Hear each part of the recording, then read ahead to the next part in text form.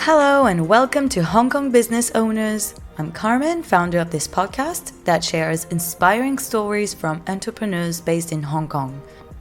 Whether you created your own business, thinking about doing so, or simply curious to discover business creation stories, you'll get to listen to unique business owners' journeys, to learn what it takes to start a company, what the keys to success are, how to apprehend failures and challenges, and what to keep in mind when developing your own business. As an entrepreneur, one of your main focus is to sell your products or services. That's where marketing comes into play, especially digital marketing and social media. Do you know how much time we spend every day on social media? More than 2 hours. That's an opportunity to interact with your audience, reach new customers, and get more visibility. To find out more about how to leverage social media to grow your business, check out oak.genhk.com, the agency that helps business owners find their place on social media. Now let's move on to the episode.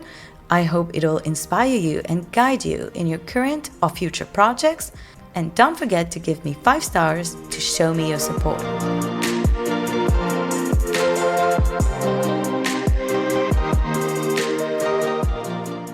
All right. Hello, everyone. Welcome to this new episode of Hong Kong Business Owners. This is Carmen here, your dear host. And today I am with an entrepreneur, Sarah V. Hi. Hi. Thanks, Carmen, for having me. How are you? I'm doing good. I'm excited, a little nervous. So Sarah, you're the founder of Women of Hong Kong. So if you listeners haven't heard about Women of Hong Kong, it's an 11,000 members community, 11,000 since yesterday. Yes. And the mission is to provide a safe and supportive space for women. The members can join and interact online or participate in in-person events. And the goal is to create opportunities for women to collaborate, learn from each other experiences, and humanize networking. And last year in 2023, you opened the Women's Lounge where we are now. Yes. In a place, in a room that is dedicated to podcast recordings. Yes, it is. And the Women's Lounge is a place to connect, to work and host events and much more. So this sums it up pretty well, right? Yes. Yeah? The exciting thing is you're the first person to record a podcast in this room. And I've been even better. I've been waiting since we launched it in December to test out the sound. Sound. So tell me, what do you think? Is it sounds 6 out of 10 at least? I think it's, yeah. The moment I entered this place, I thought, I don't hear the echo compared to many other rooms. So yeah, there's something about this room. Yeah, that's good positive. Job. So you actually started building a community in 2014 with a network called Girls of Hong Kong? Girls of Lan Kwai Fong. Oh, yes. Okay. Because I was a club manager. Well, it was more like an event manager for nightlife. Oh, okay. Yes. But it kind of was in a way like the start maybe of a community somehow. It absolutely was. I created a little social drinking club called Girls of Lan Kwai Fong. Because sometimes in nightlife, it's difficult to have fun as a woman that's by herself.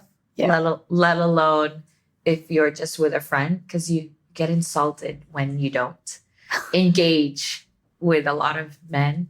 And I just thought it would be very cool for women to come together and have some drinks, let loose. You don't know, you don't need to know each other, but there's this unspoken rule of respect. Yeah. And that's what made it so fun. It was just, it started with 10 women that like to take a break after work.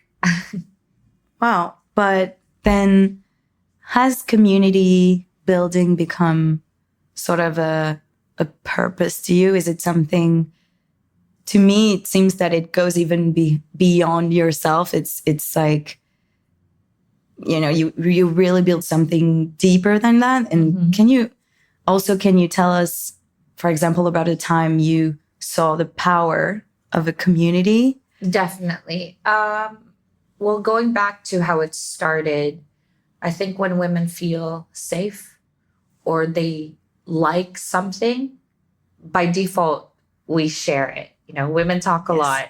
Yeah. And we like to talk about the things we love and also the things we don't like. Luckily for me, the small social group was something that a lot of women realized they wanted to be part of or needed. And because of its growth, it went from 2014 called Girls of Lai Kwai Fong to 2016. We changed the name. Well, I changed the name to Girls of Hong Kong. Okay. And this is when the protests were happening in Hong Kong. I'm not sure if you were here, but I'm sure you've heard about it. There was an umbrella revolution. So I'm not trying to turn this into politics, but the power of the community that I saw really happened when we were no longer able to just go out clubbing or partying. It was difficult. People were losing their jobs, and support was something everybody needed, but didn't know how to ask for. Luckily, the small social group that was now called Girls of Hong Kong was very, very open and receptive to asking for help or giving help. That was the first time I looked at what I built and realized this could be something really good. Yeah. So this is still in 2016. I didn't do anything with it until 2021. But for those couple of years, I was personally battling with my imposter syndrome. So even though I saw opportunity, I saw potential, I lacked the confidence to execute on that potential and opportunity, because I believe a lot of us ask this when we're met with opportunity. We're like, well, who am I to take this opportunity? Yes. What if I screw it up? What if I take it and then it goes away and then I have regret? I really struggled with imposter syndrome then. I was waiting on somebody else to do something about it. But how did you deal with that? Because I feel it sometimes, and it's kind of a struggle. Well, there's no one way to deal with it. I guess. But no. I think I believe a lot of us have it in some way, shape, or form. We either don't notice it or we're really, really good at masking it. Yes. I believe it's about mental resilience, and it's this utmost belief in self that will overcome imposter syndrome. Yes, you'll hear that voice that says, Carmen, don't invite that person to your podcast. Of course they won't. They won't say yes to you. I'm sure you've heard that voice. I've heard voices in my head that say, of course you can't approach this media. Of course they won't write about you. You're not that important. But remember, you have to have that utmost belief in yourself where you have value. You are deserving. You're fucking cool. What you do is amazing. You have to almost hypnotize yourself. And how we speak to people we love, we give them compliments, we shower them with things like, I'm so proud of you. But we rarely say that to ourselves. In moments I go through imposter syndrome, I try my very best to speak to myself the way I would want to speak to my son, which is good, loving, encouraging words. Because it still happens. It's still here. Like right before we started this podcast, I'm like, shit, she's going to wish she didn't ask me. But I go through it and I'm like, well, let's figure it out. I'm glad we're doing this. I'm glad to. So you want what you wanted initially was to focus on women. So it really started organically, just like the girls from Lai Kwai Fong. It was just like helping or supporting women. Yes. So this is why you focused on women? Well, to say I focused on it was maybe let me clarify why I did that. I focused on supporting women because I believe most of my life I wanted support as a woman, and not just because of my gender, but because of the situations and challenges that I had encountered in my life. And I'm not here to say I'm the only one going through the bad shit, but it's difficult sometimes to be a Filipino in Hong Kong, single parent, looking like me. What do you mean looking like like some people don't like. Sometimes you look at a person and you'll judge them. And it's by default we do this. It's a survival mechanism. We need to identify if this person is dangerous, friendly, or is it someone I could potentially take advantage of or benefit me, right? Like this is just default modes of thinking with our human society. And that's why we spend so much time trying to look good and dress up. And my goodness, so many of us women spend our days so upset at our weight. Well, sorry, I often go on a tangent, but anyway, why I started it was because I needed support in many areas of my life, from my teenage years to the moment I had my son when I was 21. And a lot of people back then, I'm 33 right now. I think I'm 33. I'm bad at math too. When I was 21, talking about single parenting wasn't a thing on social media. If anything, people would not say it out. And if I were brave enough to say it in person, the first thing they'll say is, "You look so young," or "But you're so young, and where's the father?" And you know, today we're more careful when we say these things, but for me back then, I wasn't given pointers on how to respond properly. It angered me. I was a very angry single mom. Which is understandable. Understandable. So where do I put it? Where do I go? Do I talk to my mom? And you know, our moms are biased. They'll be super supportive of us. They're always on our side, our moms. So I focused on supporting women simply because I believe that we are so diverse. We have so many needs, not because we're needy, but because we handle so much. We handle so much. But society tells us to suck it up. So where do we go with all this pent up anger and thoughts and like frustration and personally negative self-talk, right? Some of us have imposter syndrome and we don't even know it. Some of us have ADHD and we're undiagnosed, and people label us as difficult. So where do difficult women go? Or hysterical, psychotic, crazy, whatever it is. Nobody takes accountability for why women have so much stress or weight on our shoulders. And I thought, you know what? After going through a bit of imposter syndrome back and forth on whether I should build something for women to support each other, I finally pulled the trigger and said, well, I think a lot of other women are like me, waiting to just feel like ourselves. If I'm feeling crazy today, I'd like to be accepted crazy somewhere with other women that might be feeling crazy today. And that's okay. It should be okay. So that's the story of why I chose to support women, because I fucking needed it. And I couldn't find it. All I could find were charity organizations, which are so great, but I'm not a charity case, or female business networks, which is also so great, but I wasn't looking for business. I was just looking for support.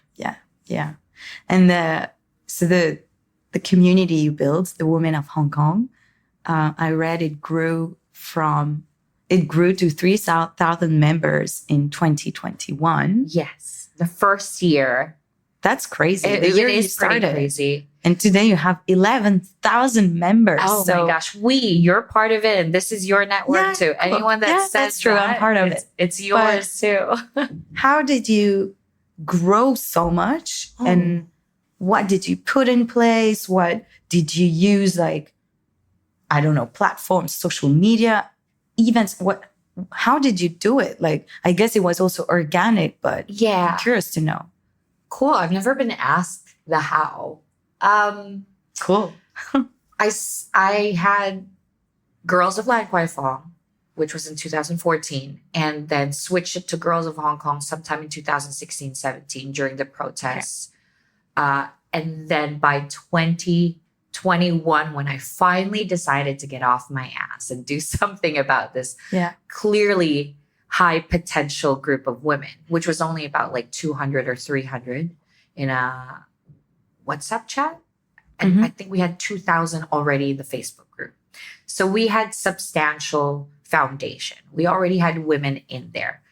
In 2021, when I announced that, in January of 2021, when I announced that I'm going to create a landing page, all you ladies have to do, all of us ladies, just need to drop our emails and we get an automated WhatsApp link to join.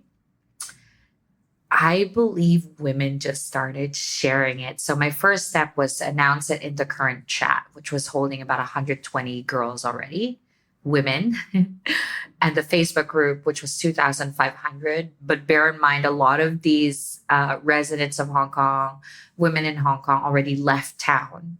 And the group wasn't as active, but I still put it in there. The signups started rolling in. And then before I know it, 3 months later, we've had to start a new WhatsApp group because in 2021, I believe WhatsApp's maximum number was 250 or 258 per chat. So we had to open a second one and a third one.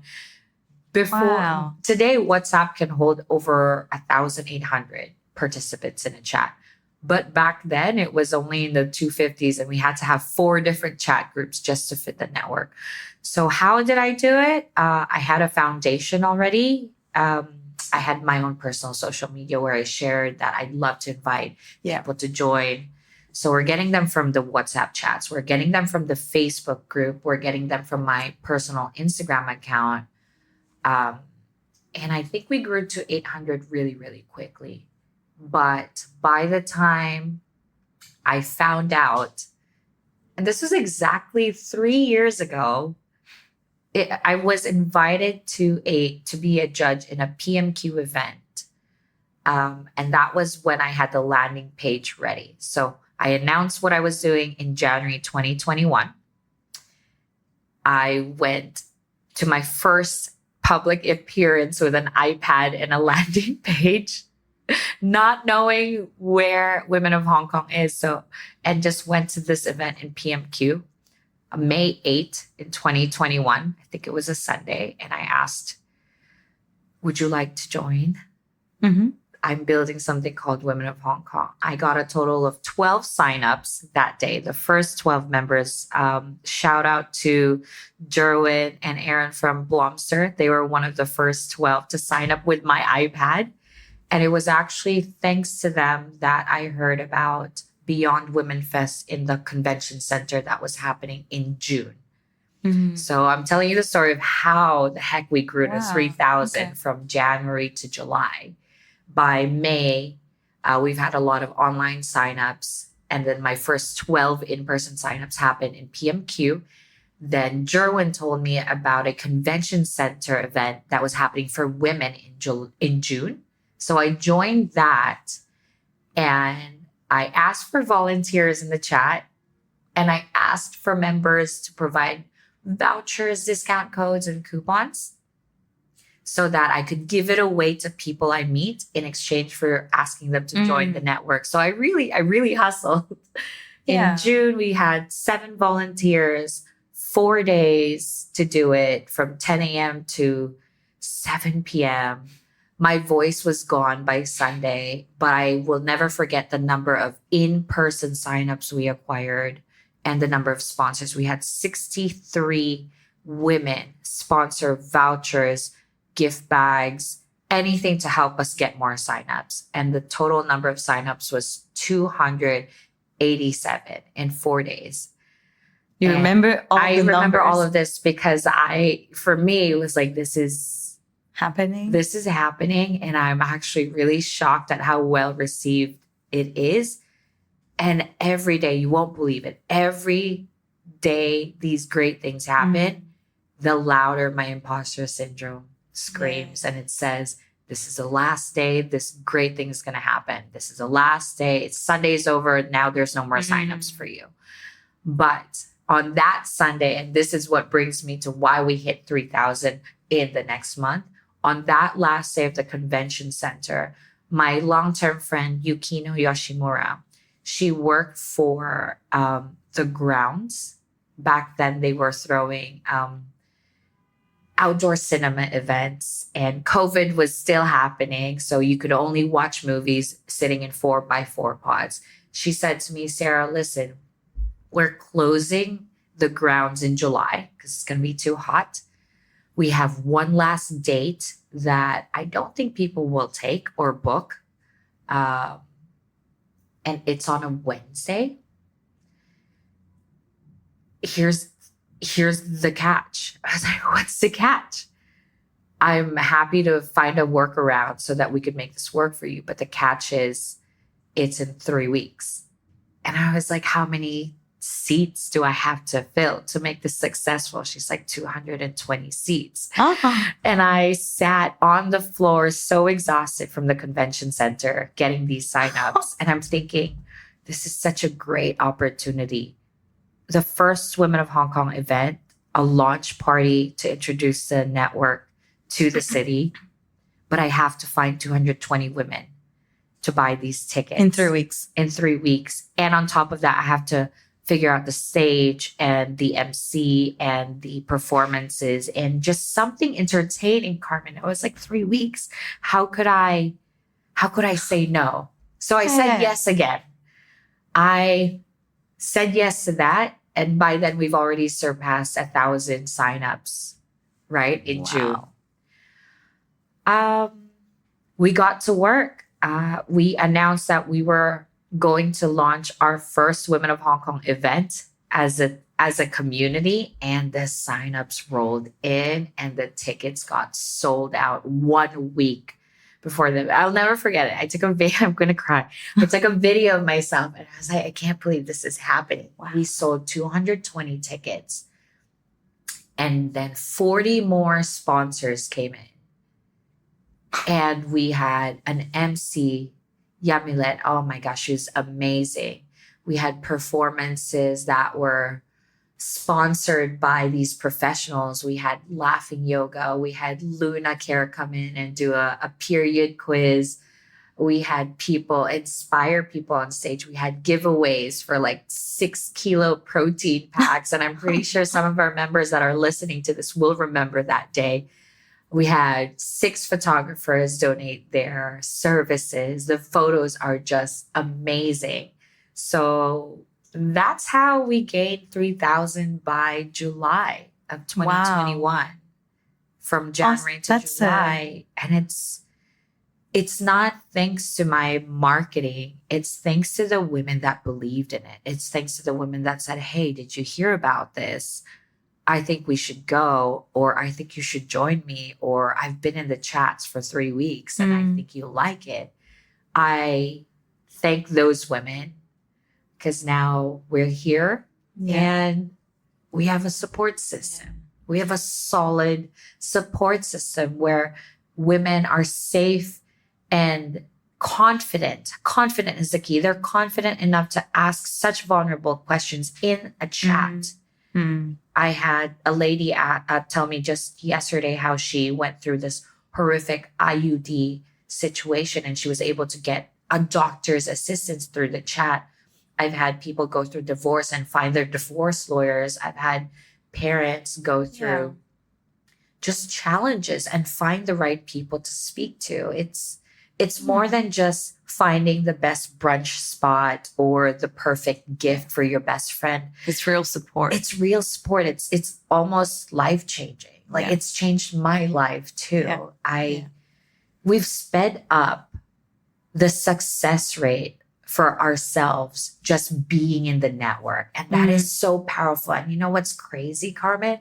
It's fucking free. It's fucking free. Yeah. It's as it should be. Yeah. It should be. Support like this should be free. Yeah. So yeah, well, I went through that whole podcast just blah. I told you I'm a talker. But of course, it's thanks to the woman who believed in this community, but it's also thanks to you for. I mean, I can imagine when you start a project like that, you put all your energy, and then this proposition for to throw this event, this big event. Like you feel so tired, and then you see this coming, and actually you really you were brave to be like, you know what? I'll do it. Yeah. I know it's a lot. I know it's my body. I will ask my body to go through this, and then I can rest after that a bit. Yes. But actually, I think this is the point where maybe some other people would have say, okay, no, I won't do that. It's too much for me. And I think this is the turning point, maybe. So maybe this kind of answer my question, but what do you think is with this that you've achieved, what's the key elements to successfully build a community on top of course, people believing in you, but in the project? But to keep it active, to have, because it's so difficult when you have a community to have members that talk themselves, and you don't have to do all the facilitating and all the talking and everything. It's also, it becomes natural for the members themselves to nurture the community. Yeah. So how do I keep the network going? I was very, very strict. I was very strict on the amount of respect that needs to be given to each other at the start. I'm a people pleaser by heart, so that was extremely difficult. I hated saying no to people. I hated telling people they couldn't do this because that would upset someone. Yeah. You couldn't just throw out a political statement and assume that's okay. I had to be the bad guy a lot. And I believe a lot of the members saw that in two ways. They either saw me as a bad guy, or they saw me as the good girl who has to put my foot down. And I'm glad I didn't quit, because many times I said, I don't want to do this. Yeah. I don't want to be the bad cop. I don't want to be the one telling this person you can't just spam the chat. I don't want to be that person making another woman feel embarrassed because they got called out. But I had to be. And I believe that was a sacrifice I had to make for the network to run itself today. Everyone calls each other out if they need to. I no longer have to do it because they know what's at stake. They know that if we don't show up as our best or most honest self, and this doesn't mean you just be honest and say whatever.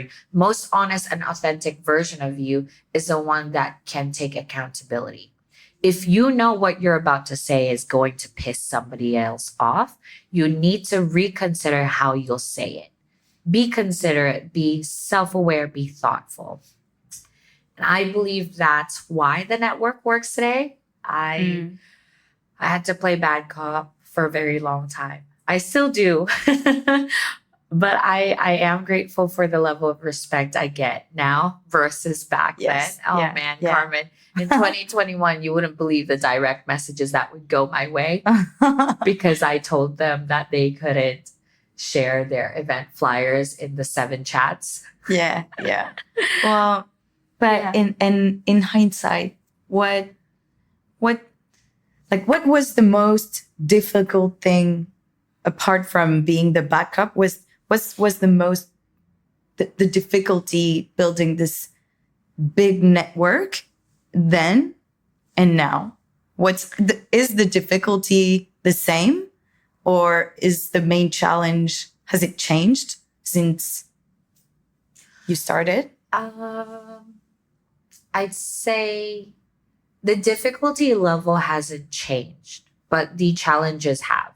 Mm-hmm. It's like parenting, right? You think as you get used to taking care of your infant grows into a toddler. So there's a new set of challenges, but you're more equipped, right? Now you're equipped for the vomit and the mess. But then there's the screaming and there's the knocking their face into the wall type of difficulty, because now they can run. It doesn't get any easier. I can say that I am just getting more and more equipped with how to handle things. That's a good metaphor. Yeah. I like that. Yeah. I'm lucky. Yeah, I'll keep that. Yeah, I'm lucky one. I'm a parent. Like I believe that entrepreneurship or building something you're passionate about requires you to be extremely resilient, because they tell you, you need to know when to quit. And that's absolutely okay. You need to know when to quit. But sometimes, like my position right now, quitting is not an option, even if I want to, because a lot of people rely on the network the way it is today. And that's why I believe it is my life's passion, my life's work, to continue to identify how I can keep this going. It's no longer about me. I have fun interviews like this because I still have a hard time finding partners that can run this with me, because the intention to run Women of Hong Kong needs to always stay pure. It needs to be about the women and not about ourselves. Why we do these events, it needs to be because it could help the attendees or the people that are coming.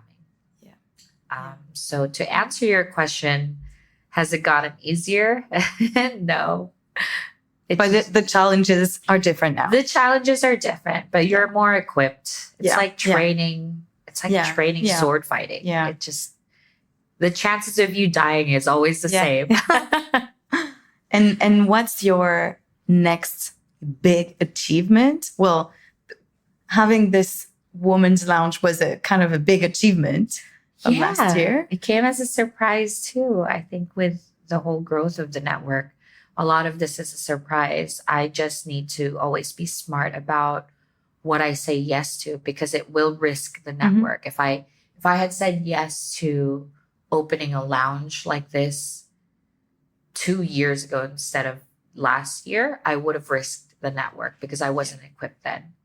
But is the big achievement, are you thinking, for example, of expanding out of Hong Kong? Yes, absolutely. Yeah? Yes, I'd like to scale simply because I believe that our network is so well received in our city. Wouldn't it be amazing to have it in Singapore or Vietnam or anywhere where women need it? Not because it's a cosmopolitan city or there's money, but because there's women that need a support system like this. I don't know when I'll do it. I have an idea of how I could do it. However, who I do it with is the most important. I want to make sure we go into an expansion the right way. So if anyone's listening and they're in these cities outside of Hong Kong, and you believe in what we do, send me a message or send Carmen a message so we can get started somewhere. I guess one of the important thing from what you said is the common values. Yes. I think that's what connect everybody here. Yes. Yeah. I believe that too. Yeah. And it's also fun to stick to these values because it's an easy way to filter the network. The women or the people that are not ready to accept the values that we're really having a stronghold on, they won't come into the network. Or they'll join and they'll leave immediately. And that gives you even more confidence in the community because you know that the women that are staying in here, They're here because they're ready to give back the value. Cool. And now this brings on to the last question already. Yes. Do you have any tips or any lessons that you learned as an entrepreneur that you would like to share either with fellow entrepreneurs or maybe people who are thinking about launching their business, but still kind of hesitant because it's a big step? I might have two. So the first one I'll start with is more for entrepreneurs that are thinking about starting something. Make sure you're solving a problem and not just selling your product, right? Like there's so... First time I hear that in the podcast. Yeah. Everyone has a product to sell. It could be bread. It could be a toy. It could be a tool. But is it solving a problem, right? Sometimes we create a product because it's what we want or have needed, which I did. I needed a support system. But before I went ahead and launched that, I then asked the next question. Who else needs this? Needs, not wants, right? Needs this. And you will then know if the business will work based on the answer to that question. So that's the first one I would advise. Make sure your business has a problem that it can solve. Yeah. The second one is learn to communicate and understand people. So this requires a level of self-awareness and empathy. Regardless if it's business or not, you need to build personal connections for both business and your own life. In order to do that, you need to learn how to be more articulate, something I've been challenged with for most of my life. I'm an introvert and nobody believes me. Therefore, I didn't get to speak a lot with people.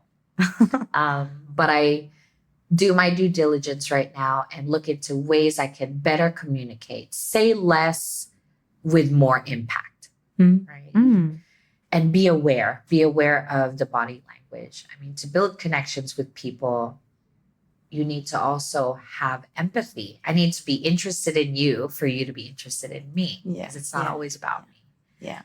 So for the entrepreneurs, cool. I believe if you have good relationships with people, have good intentions, and have a solution, your business will eventually thrive. Just don't quit.